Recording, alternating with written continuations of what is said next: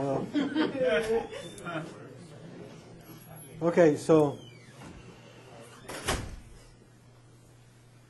next week we'll be visited by Dr. Siva Ramakrishnan, who will tell us about how Google makes money.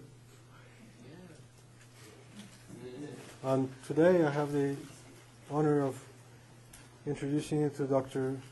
Nina Bhatti, who will tell us how Hewlett Packard is doing stuff. No, sorry.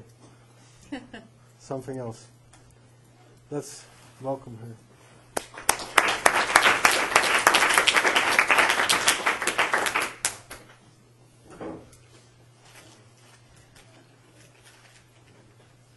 Okay. Is that the color you normally get? No. Okay, that doesn't look so good. Well, this discussion is all about color, so I'm a little concerned. What you're going to see, there's a lot of color being used in this presentation. So it's just, oh my gosh. You've never seen this yellow before? No, but at least we're seeing something. I'm going to take this off. I think what's wrong is one of your connectors is not quite in somewhere along the path.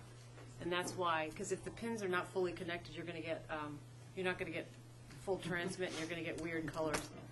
I'll plug this in. But I think if there's a connector there or one up there to check, it might be worthwhile. I'll plug this out, put it back in. Yeah, there's a connector's bad along the way. Well, gosh, I don't know. This talk is about color, so I may have to turn my laptop around for you a couple of times so you can see. Oh, thank you.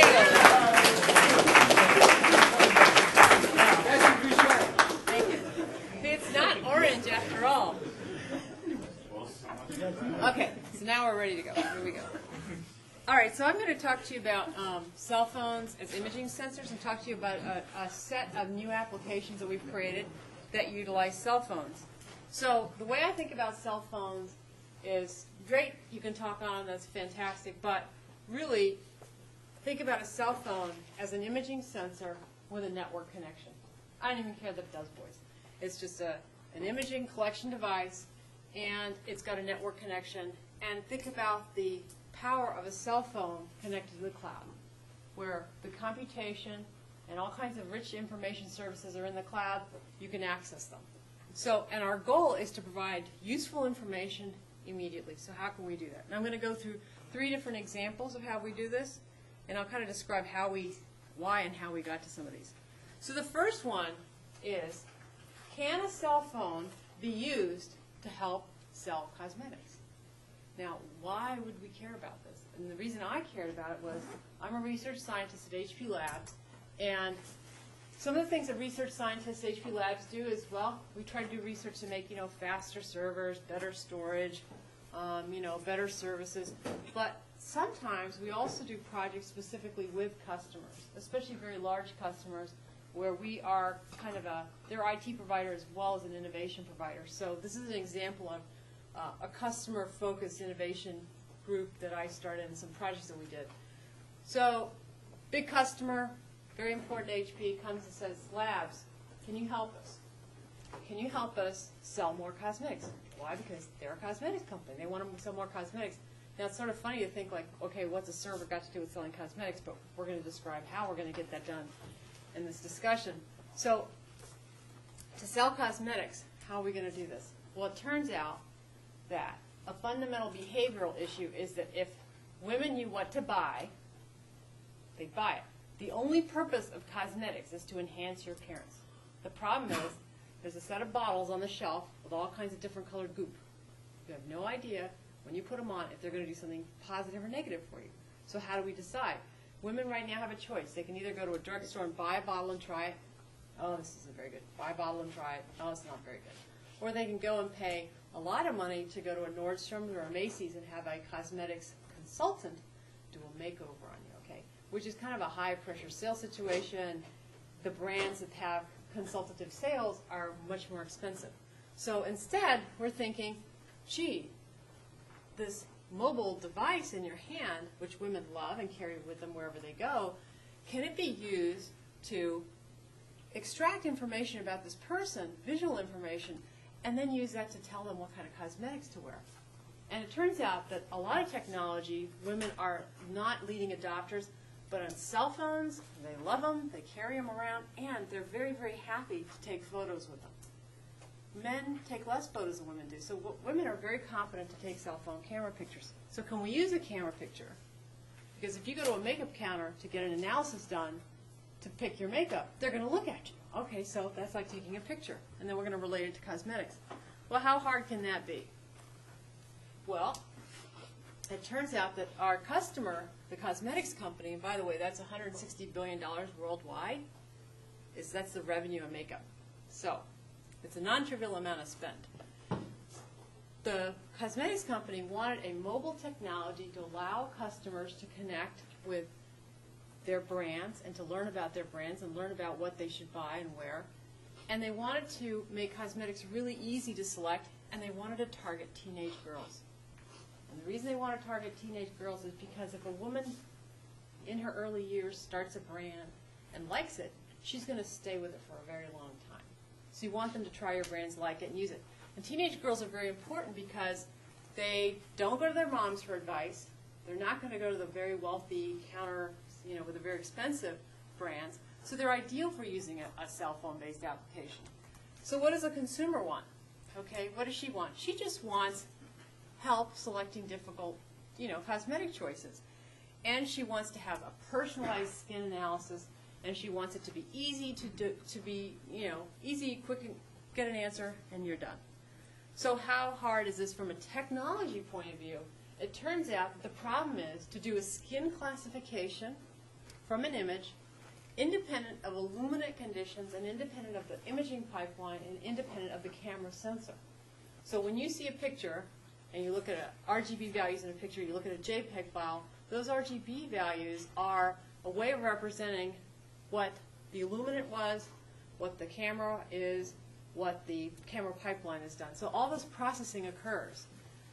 What this means is that we have to, make this work across any cell phone, under any lighting, anytime. And so normally this is an unsoluble problem. But we're going to do the classic engineering thing, which is when you can't solve a problem, you cheat. You figure out a little cheat you can put in there. And our little cheat was to use this color chart. Okay, I can't control the lighting. She's going to take the picture wherever. I can't control the handset. Why? Because we want this to work across all brands. I can't control the camera imaging pipeline and the way that it does white balancing because that's specific to every vendor. But I can put something in the scene that I do know something about. And that's how I'm going to fix this image. So this is the same model under the same lighting conditions and a set of pictures that were taken of her with, this is a professional grade camera, this is another high quality camera, that's a mobile device plug-in camera, and this Nokia SIF cell phone image is a cell phone from about 5 years ago, and this picture when compressed is about 10 or 11K. It's a really, really small, pixel density picture.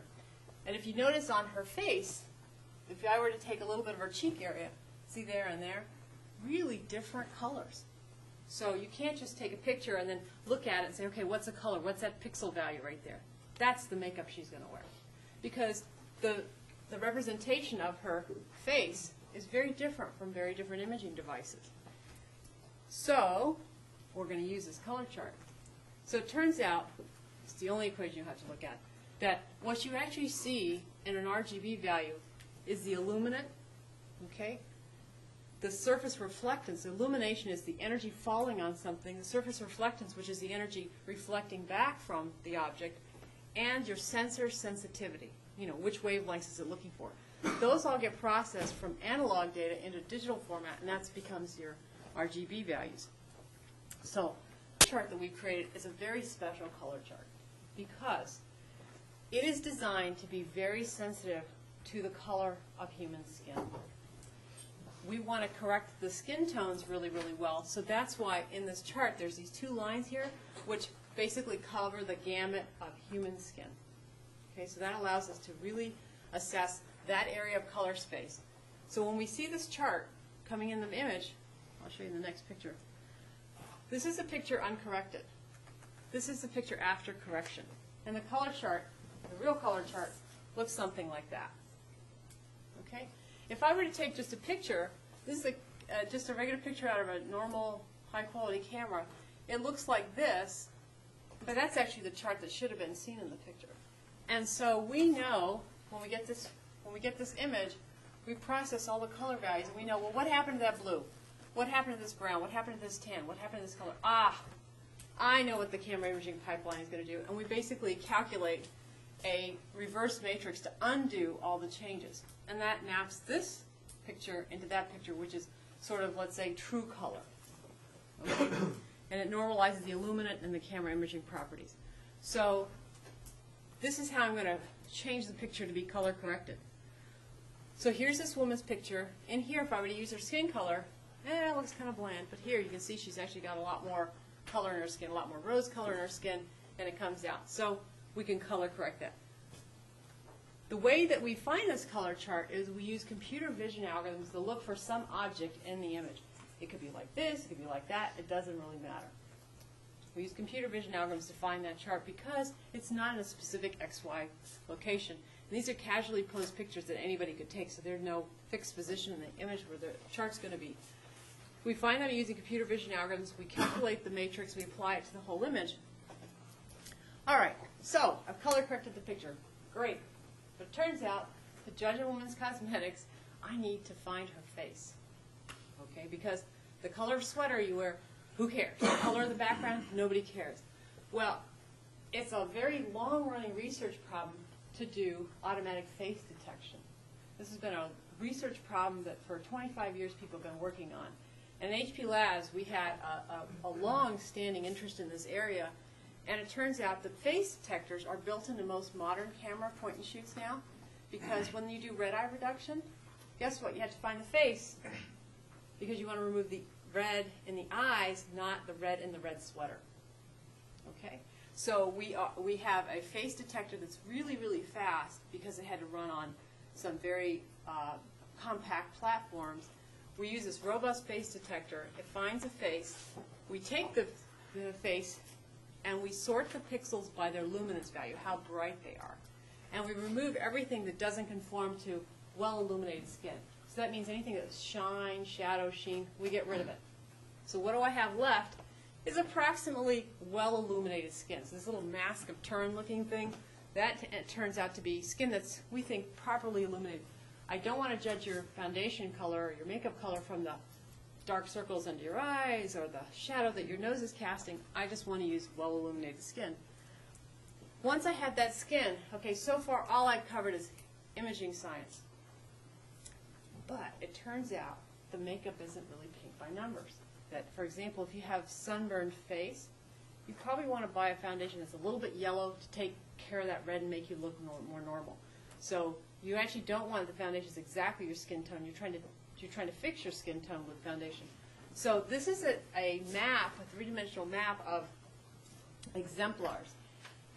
Women that we've studied, that we've brought into the lab, we have makeup artists who cleanse their faces, look at their skin, measure their skin using photometric analysis, and then they look at them and they say, you know what, she wears ivory. They apply the foundation, they say, yep, she's definitely ivory. Then she becomes one in our database, an exemplar, a female picture that we can take as being representative of the color ivory user. Each of these, this is a mocha group. This is a classic ivory, creamy beige. These are all the different groups. So this is where the pixels lie in RGB space. So the women who wear this foundation, they kind of hang out in this area of space. Okay, the women who wear this one, they hang out over here. What that allows me to do now is take an unknown person, color correct their skin, take the pixel values that I have from their skin, and say, well, kind of where do they hang out in RGB space? Do a distance minimization metric and say, you know what, all of her skin pixels, they're all over here. Well, guess what? She probably wears creamy natural, because that's what everybody wears who's in that bubble. Okay, so we're going to use the expert to generate the ground truth, and we're going to build a learning system that says, compare an unknown person to a bunch of exemplars. If their pixels and color space kind of lie in the same area, we can conclude that they wear that foundation shade. Okay, so now I'm going to show you a little video of how this works. And I don't know what kind of sound level we're going to get on here, so I may have to start it again with better sound.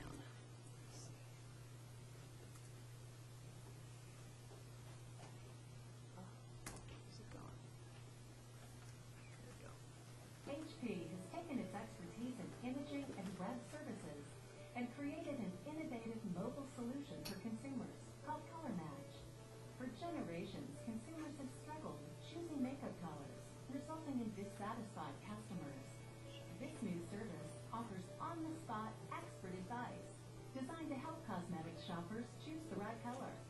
The shopper initiates the service by taking a photo of her face with a camera phone next to a color chart, either in a store or using a card distributed in a magazine or through the mail. The photo is sent to HP's servers via MMS. Using a series of algorithms, the server automatically interprets the photo, reads the color swatches, and adjusts and calibrates the photo to account for quality and lighting issues caused either by environmental factors or differences in mobile phones. Once the image is corrected, the system uses technology similar to that employed in red-eye correction to locate the user's face and eyebrows. The face is then compared to a database of over 200 skin tones. Once the skin tone has been identified, Color Match can instantly return recommendations to the shopper for foundation or other coordinating products. The advice, delivered to her phone via text message, allows her to buy with confidence. This service also offers a new avenue of customer relationship management for the vendor. Initial applications of Color Match are targeted at the cosmetic industry, but the technology can be applied to any area that requires color coordination and matching, from home decor to clothing to paint. With Color Match, the mobile phone becomes a key to customer satisfaction and more educated and successful decision-making at the time of purchase.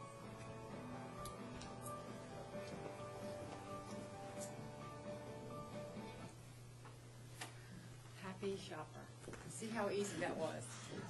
All right, so let's review this pipeline. User comes up, takes a picture with a camera phone, sends it off. We originally built the system using MMS services just to send the image out, and so we wanted nothing on the handset. Now with iPhones, you might want to download an app to that, but we want to make it so that you didn't have to plan ahead of time. Whip out your camera phone, take your picture, do a little MMS to our back-end server, send it off. We receive it from the cellular networks into the wired networks, comes to our server. We automatically find that color target using computer vision algorithms. We find the target. We figure out what the color squares, how they've changed. We apply the color correction matrix. In parallel, we find the face in the image. We extract the skin from the face, and then we have this complex mapping of what are the pixel values from her face. Either we use averages, we also use like a Kuiper distribution to compare distributions of skin colors to other people. We have a number of statistical methods. With the skin, then we map it based on the ground truth generated by foundation experts into what shade you wear, send you back a text message saying, girl, if you wear 403, you're going to be gorgeous. There you go. Done. Okay. We've done some focus group testing with this, and what we found out is, shockingly enough, women trust us more than they trust people at the counters. They think that the lady's just pushing whatever product they need to push. They don't feel like they're very well educated, so they actually feel like the computer actually knows me. The other thing we found out in our focus groups is when women did this, they were like, you're not done, please. I need you to tell me about eye and lipstick and all this other stuff, and can you just send me text messages every week about cool products I should try? So I think we did something with this. So the girls are like, please, don't shut up after you tell me that. And it turns out also that the cosmetics companies that have seen this are extremely excited because, like, I can just send a bunch of spam to you saying, buy this product, buy this product. But if I send you a text message that says, we have a new lipstick for fall, and you were 201, and this lipstick's going to look great on you, the woman who receives that message is more likely to respond positively because she thinks that that information is personalized. Like, you're not just spamming me with random stuff. You're actually telling me something that I can use. And once you give a woman that information, we actually tested in focus groups. Would you be willing to opt in and let me send you emails. Would you give me your home address, and I'll send you a sample of the foundation if you don't want to buy it? And what we found out is if you would give a woman any kind of help buying cosmetics, she'll give you her phone number, she'll give you her address, she'll give you all kinds of personal information. So she's really interested in getting some help. And they trusted the system. We evaluated our results compared to, we took 2 experts, and we compared our results against 1 expert, and we compared that to the 2 experts who didn't see each subject and didn't know what the other one coded. So we found that an average, 1 expert from another, is approximately around 1 shade off. Like, they don't agree 100%. They're often like 1 shade off. That's normal. And our average distance from an expert is also within that 1 shade off. So our system turns out, after all this robust analysis, is, and these are from different camera quality, how a distance from the expert is. And with one being about 1 cosmetic shade off, we're about the same distance away as a normal, 2 normal experts would be. So if a woman is seen by 2 experts, the expert, there's a little bit of play, there's a little bit of taste in the foundation color, but there's kind of like 1 or 2 right answers. And we're about that distance. And we even do well on fairly low quality images. So this expert 1 from expert 2, that's the average error they had. And this is the average error we had from our prediction to expert 2. So we're within the discourse of people who know what they're talking about. So a lot of cosmetics companies have seen it. There's a lot of interest in it. And I should show you that color chart, which from a science perspective, we like little squares. They're easy to compute. They're fun to deal with.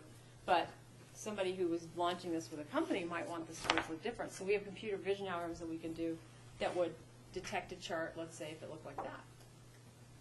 That's got kind of an obvious UI on how to use it. This one could look like the brand materials, right? And these little areas in the wings are parts that we would use to color calibrate the chart. And as a computer scientist, let me tell you, you don't often get a chance to be in Oprah magazine. But here's Oprah, and we were featured, this was featured in Oprah magazine as like really cool new technology.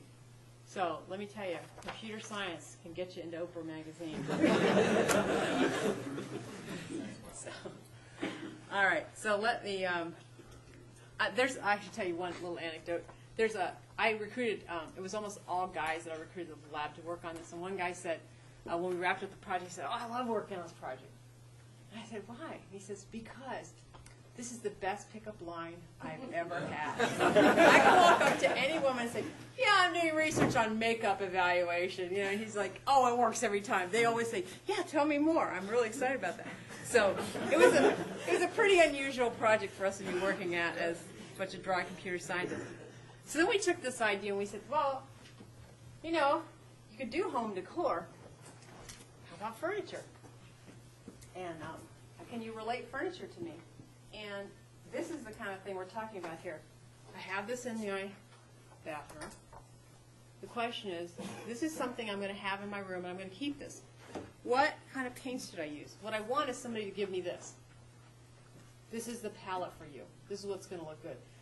Matching exact shade of paint is actually a very hard problem because of there's so many sources of error. It's actually hard to do paint matching exactly. Even scientific instruments have a hard time with that for a lot of complex reasons. But what we want to say is, I'm going to keep this green sofa in my room, but I want to paint the walls. What should I put with it? So what we want to do is, again, an in situ color assessment of an object, relate that to a database, measure the nearest paint color in a palette, and then say, okay, you know, if you want to keep the sofa, that's the room you want to create. It's going to have yellow. It's going to have the little blue highlights. That's what you want to go for. That's the look. And that's the palette that you should create. Okay? So this is a in situ color assessment. Again, use a cell phone. The thing that's different about this is that the color space that human skin occupies is really quite small. So those little black dots, that's where human skin is. The rest is kind of like, that's where you could roam. So instead of having one color chart there with the human skin colors on there, we actually ended up having a series of color charts. So if you're going to color calibrate something that's a blue sofa, you're going to be over here. If you're going to do something that's orange, you're going to be over here. Okay, we've since then kind of improved the system, evolved. Yeah. What percentage is that covers tones? It would probably be depending on the Say yes. depending on the color representation system you're on. You're probably about 8%, 10% of the volume, the normal color space. So we created these charts, and then we said, well, let's see, can we do this? And here, what's different is that we find the color chart as we did before, but here we actually need to have a bounding box on the area of interest, and so we've created a UI for that. So you take a picture, you put a bounding box in the area of interest, or we have also color charts with little squares cut out of them in the area of interest. And then we calculate, we color correct that, we then consult a set of decor palettes, and then we send you back the decor, that grouping that would look good on you. Now, so you want to measure something. So in your home, if I'm going to keep this wall, this cabinet, I may not be able to take this off and take it to a shop and have it measured. But the idea of doing in situ color measurements is really handy, because I can take a picture of this and then say, oh, okay, now I know. I can go, this dark gray, it looks really good with these new color palettes that come out. So we found a lot of people who spend a lot of time painting their walls over and over again because they don't know which are the right palettes to use. So that's decor, which is kind of an extension of skin. Now, we also have another one here, and this is taking not just the color values, but this is taking text. So the idea here was, can we do an automatic translation of text that we see? And again, easy to use, no premeditation. Just use it from any carrier, an MMS-based service again. So you're driving along, or let's say walking. We wouldn't want to do this at driving speeds. You see the signs, end of the freeway. Okay? But you don't speak English. So you grab your cell phone, you take this, and you take a picture of it, and you get that answer back in French. Well, how handy is that? You know, I've done a lot of travel, and there's been more than once where I didn't know quite what I was eating on the menu, or, you know, take a picture of it. Like, it makes a difference to me, you know, what it might be in the menu. So these are some use cases for that. So then he knows what's going on. So what we're going to do is we're going to take a picture again. We're going to send an MMS. We're going to receive the picture on the server. We're going to take that image, and we're actually going to extract the text, and we're going to hand it to an online translation service, and many of these available, and then we're going to send back a text message with the translation. Okay, that doesn't sound so bad. So what's so hard about that? Well, it turns out that that text recognition piece of it, we're using OCR engines. OCR engines were developed for our scanners, right? You put a book on a scanner, the OCR runs. The problem is that when you take pictures, you're not only going to get a tilt, but you're actually going to get some aspect ratios that are strange, because when people take photographs, they don't end up with something perfectly straight, whereas when you scan, you tend to align the book pretty much on the flat bed of the scanner, so it works out pretty well.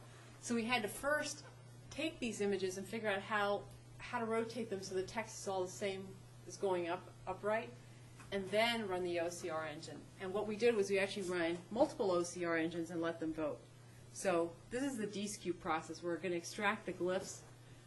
This is how we find the text. We're going to extract the glyphs. We're going to compute the angles between all the glyphs, and then we're going to figure out, this is the right angle. And the way you can see that is that the highest correlation tells you kind of where the top and the bottom is on these images, and then we correct that for the number of angles skew that it's off on here. And then we can fix the image. Once we fix the image, then we can now send it to processing. So like you can see the sign's kind of going back, it's kind of at an angle. That's the DSKU results, that's the sort of the skew signature out of that. These are some other examples. When you have tons of lines like this, all aligned, you get a very strong signature. Okay? When there's less text here, you don't get as strong a signature, but it's still perceptible. You can still pull it out. So once we do that, we send it through. What's funny though is that after the DSKU, sending it through the OCR, we also send it through a spell check, because OCR doesn't always get the right one. And then we send it to the translation. So if you speak French, some of these are really sort of funny, because this one, like, dips do not enter when flooded, because signs are not written in very good declarative sentences. They're just sort of little fragments. So you can get some very strange results from doing that. The other things that are complicated is when you try to do text extraction, glyph recognition, when you have a very, very strange, fancy font, or if the fonts are constantly changing, you get gobbledygook out of it. So at any point, once we start breaking down our pipeline, we get garbage, we continue to get garbage, and the garbage gets worse and worse. So if we had a way of detecting that really early on, that our glyphs are no good, we know. But here on the handset, you're just sending off a picture and getting back an answer. You get back one of those useless answers. So my conclusions are that here are 3 different examples of using cloud services, meaning rich computation services that are off the handset, and each of them use an image as a jumping off point to do an interaction. And we like this because we think we get good in situ advice very fast without having to do a lot of complicated steps. And we imagine that we could create other verticalized applications, verticalized meaning like for different application domains. And I guess our motto is, if a picture is worth 1,000 words, then it must be worth a lot of keystrokes.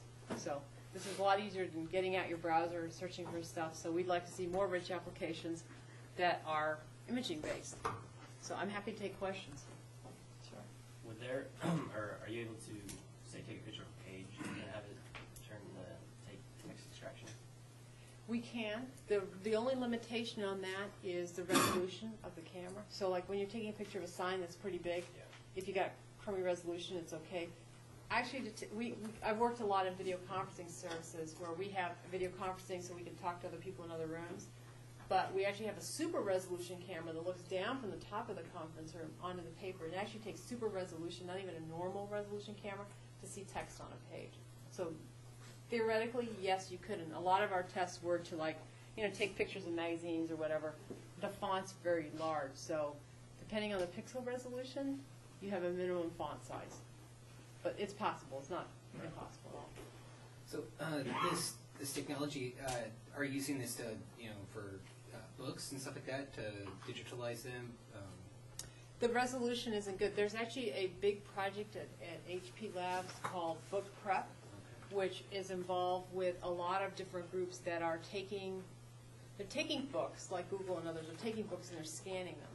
Well, it turns out when they scan them, they're losing a lot of the information. So what Book Prep does is it takes the scans, it cleans the scans, and it actually will clean up drawings and fix things up and alignments. It'll fix things up and make them really nice so that they're now able to even be reprinted. So Book Prep takes scans. So even the scan where you're laying it down on a dedicated scanner, even then they're losing information. So I don't think this is not going to have that kind of quality. But a quick menu item, it's going to be able to do that because you can focus in on 1 or 2 words and then it's going to pick that up. But if you want to step back and get the whole menu, it's not going to work good. Also, translation engines, you could just do text extraction, but translation engines tend to be very context sensitive. So if you have these random items, it's not going to be able to figure out what the sentence structure is. So you get weird transitions. Yeah. Are there any steps to be taken so that, since I'm guessing you guys are going to be improving the quality so it can actually handle funky fonts and that sort of stuff? Yeah. Are there steps that can be taken to prevent abuse for like breaking CAPTCHA things, whatever, by taking that's a good question. One thing that they have there is that they have these weird fonts that go up and down like that. I don't think our DSKU is going to completely solve them because they're constantly changing the angles of the fonts, and our DSKU kind of assumes more that you have a picture where all the lines are up at an angle. So when they're going at an arc and they're going right, they're kind of swinging back and forth, the DSKU is not going to fix that. So I don't think we would do a good job of automatic detection of that. I don't think we'd fix that well. A question somewhat related to that. You want to get a lot of human information about the colors, for example, instead of just relying on experts. If you want to create a huge database of human, general or public view of what the color is and whatever the pattern is. Do you have anything like the reCAPTCHA where you actually are collecting that information? So are you? So we have this project that is called the Color Thesaurus. That's in the group that I manage now, and the Color Thesaurus is it was a web tool that they built, and basically they showed people colors on the web. And they said, "Tell me what you call this color." So what they tried to do is figure out what RGB values go to lemongrass fuchsia, pink. What do people think pink and peach are?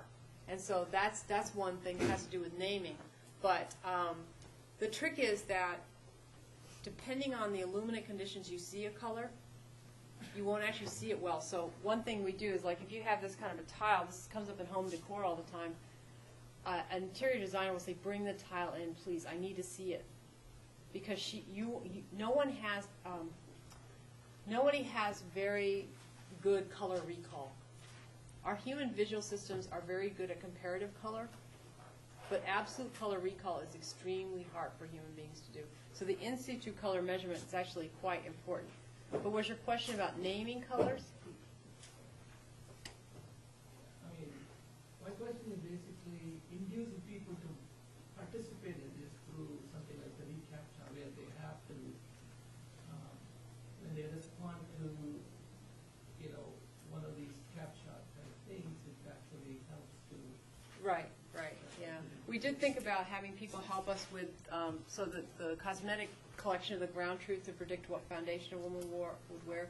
You could actually do a study where, okay, I gave you the result, you're wearing it, I'll send you back a message saying, could you please tell me if you like it or not?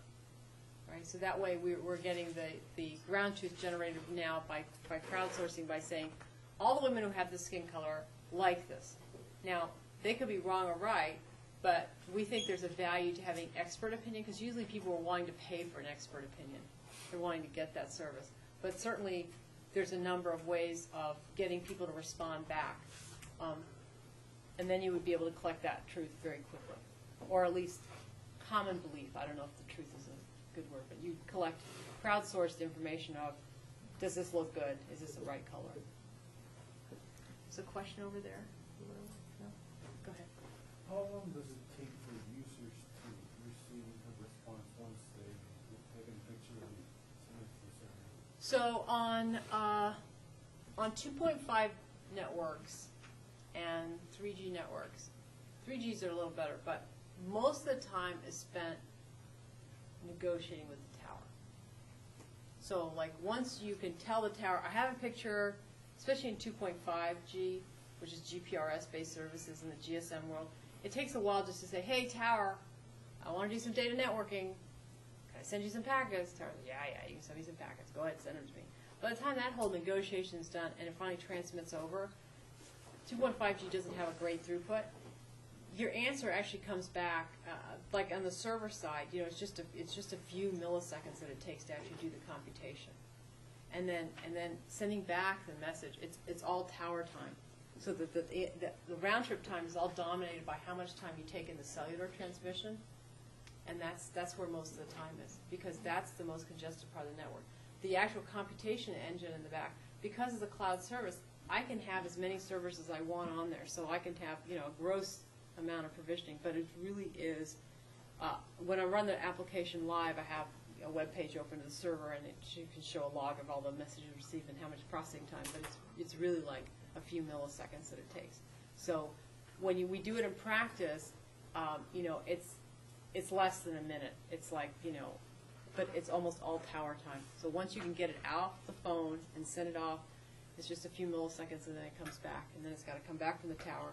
There's no SLAs for text messages. So once in a while you have a carrier that'll just hold on to text messages, won't send it back. So just like email and SMSs don't have a